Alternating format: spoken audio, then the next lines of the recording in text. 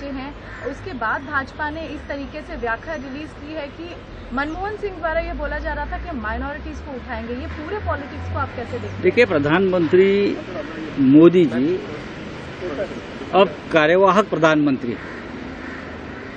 Code of conduct लगने के बाद ना कोई मंत्री रहता है ना प्रधानमंत्री रहता है। वो अब भाजपा के नेता नरेंद्र मोदी है।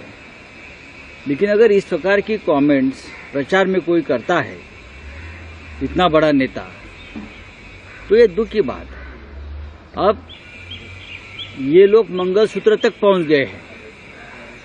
हाँ, जिनको ज्यादा बच्चे हैं, जिसको कम बच्चे हैं, ये क्या प्रचार का मुद्दा है क्या? आप विकास के ऊपर क्यों नहीं बात करते? आप देश की सुरक्षा के ऊपर क्यों नहीं बात करते? आप राष्ट्रीय मुद्दे पर क्यों नहीं बात करते? 10 साल में आपने क्या किया है और आगे क्या करने जा रहे हैं, आप उसके ऊपर बात नहीं करते। ये जो इस प्रकार की भाषा अगर दूसरा कोई करता तो आप क्या करते? मंगलसूत्र तक आप, हमारी बहनों की, माताओं की मंगलसूत्र तक आपका हाथ जा रहा है, उसका मतलब है आपका दिमाग पूरी तरह से बिगड़ गया है और आप हारने जा रहे हैं। आपको हार का डर सता रहा है और इसकी वजह से आपके मुंह से इस प्रकार की भाषा आती है। इलेक्शन कमीशन का जो लेटर आया है कि ये जो, और इलेक्शन कमीशन ने इस प्रकार की अगर कोई भाषा का इस्तेमाल करता है, हमारी पार्टी का जो गीत है उसमें भवानी माता का जिक्र आता है तो आपको तकलीफ है, हिंदू धर्म और हिंदू संस्कृति की बात आती है तो आपको तकलीफ है, और आप हमें उस शब्दों को बयान करने की बात करते हो। भवानी माता नहीं चलेगी, भवानी माता महाराष्ट्र में नहीं चलेगी तो छत्रपति शिवाजी महाराज की कुलदेवता है, आप उसके ऊपर ऑब्जेक्शन लेते हो। लेकिन प्रधानमंत्री का हाथ माता बहनों के मंगलसूत्र तक जाता है, आप ये नहीं दिखता है क्या इलेक्शन कमीशन को? सर, अरविंद केजरीवाल को जो इंसुलिन नहीं देने की बात आ रही है, आज कोर्ट में भी मामला है, किस तरह से देखते हैं उनकी? मुझे भी मेरी दवा नहीं मिल रही थी। अरविंद केजरीवाल जी, सबको मालूम है, डायबिटीज के बहुत सीरियस उनकी बीमारी है। डायबिटीज इंसुलिन होता है, दवाई होती है।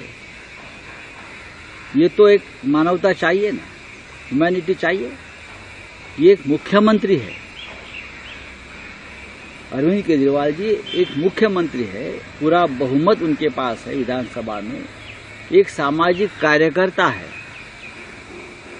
लेकिन आप उनको उनकी दवा उनके साथ नहीं लेने जा रही है, उनके तक नहीं पहुंच रही है, तो आप क्या उनका अंदर हत्या करना चाहते हो इस तरह से? मेरा भी अनुभव है, मेरी भी दवाई नहीं पहुंचती तो हमें वो झगड़ना पड़ता है।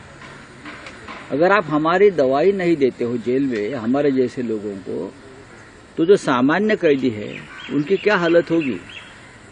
अंदर मनोज सिसोदिया जी है, सत्येंद्र जैन है, केजरीवाल जी है, हमारे भाई हेमंत सोरेन जी है। ये सभी लोग गुनहगार नहीं है। आपकी राजनीतिक जो बदली की भावना है उनके वजह से आपने उनको जेल में डाला है। अगर आपने जेल में डाला है तो एटलीस्ट उनको आप दवा तो दीजिए। इमरजेंसी में, आपातकाल में अटल बिहारी वाजपेयी से लेकर अडवाणी तक और बाला साहेब देवरस तक सभी बड़े नेताओं को जेल में डाला था। लेकिन जो मुझे जानकारी है, इंदिरा गांधी प्रधानमंत्री जी खुद सभी जेलर से जहां जहां थे बात करती थी और सभी नेताओं की व्यवस्था, चाहे दवा हो, चाहे उनका खाना पीना हो, चाहे और कुछ, खुद उन बारे में जानकारी लेती थी और सबकी दवाई और सबकी जो जरूरत थी वो जेल में भी पूरी करती थी। ये जो है मोदी जी की सरकार, अमित शाह जी की सरकार, ये तो बहुत खतरनाक और शैतानी सरकार है जो मुख्यमंत्री को दवा तक नहीं देती है।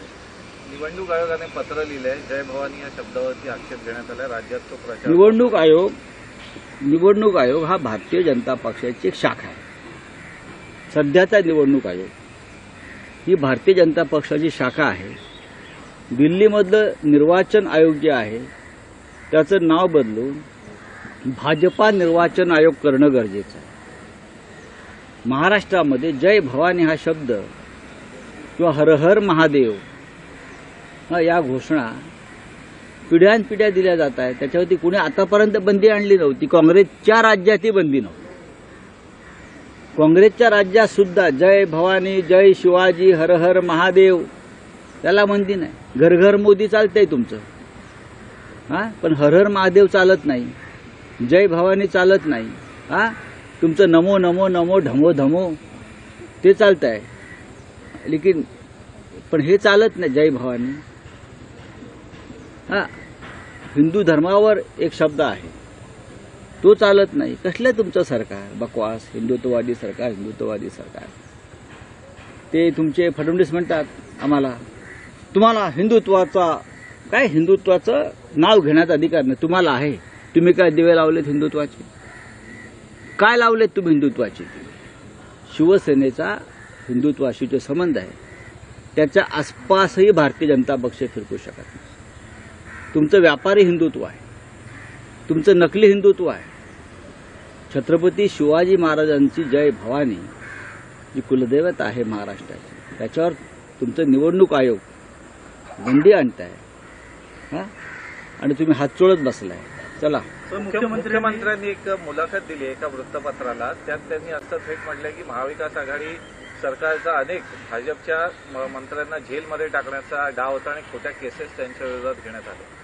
त्या सरकारमध्ये एकनाथ शिंदे सुद्धा होते ना. स्वतः एकनाथ शिंदे तुरुंगाला घाबरून पळाले ना. शिवसेनेमध्ये होते आणि भारतीय जनता पक्ष त्यांना तुरुंगात टाकणार होतं, ईडी आणि सीबीआय. त्यांनी समोरून सांगावं. ते कुठे कुठे जाऊन रडले मला तुरुंगात जायचं नाही म्हणून. ते काय सांगतात? खोटे बोलतात. भारतीय जनता पक्षामध्ये एकतर भ्रष्टाचारांना स्थान आहे किंवा खोटं बोलणाऱ्यांना स्थान, किंवा एखादा म्हणून भारतीय जनता पक्षात गेला की त्याला खोटं बोलण्याची ट्रेनिंग दिलं जातं. रामभाऊ म्हाळगी प्रतिष्ठानमध्ये तुम्ही कसं खोटं बोललं पाहिजे, तुम्ही कसे खोटे आरोप केले पाहिजे यासाठी एक प्रशिक्षण भारतीय जनता पक्षात दिलं पाहिजे. त्यानुसार अजित पवार असतील, एकनाथ शिंदे असतील, हे सगळे अगदी मस्तपैकी रेटून खोटं बोलतायत. पण आज तुम्ही जेलमध्ये तुम्ही जेलवारी तुमची टळली असेल, पण उद्या टळणार नाही हा इशारा आहे. आपके संजय सिंह का बयान आया कि इंडिया एयरलाइंस जो है वो इंडिया के लिए काम करेगी और जो मोदी जी हैं वो अडानी के लिए काम करेंगे. इस तरह मैं उनसे सहमत हूं और ये बात संजय सिंह बार बार बोलते थे, इसलिए उनको जेल में भेजा गया है. हम इंडिया के लिए काम करेंगे. इंडिया यानी अडानी नहीं, और इंडिया यानी मोदी भी नहीं, ना अमित शाह है. ये भारत देश है, ये इंडिया है. चलिए, थैंक यू.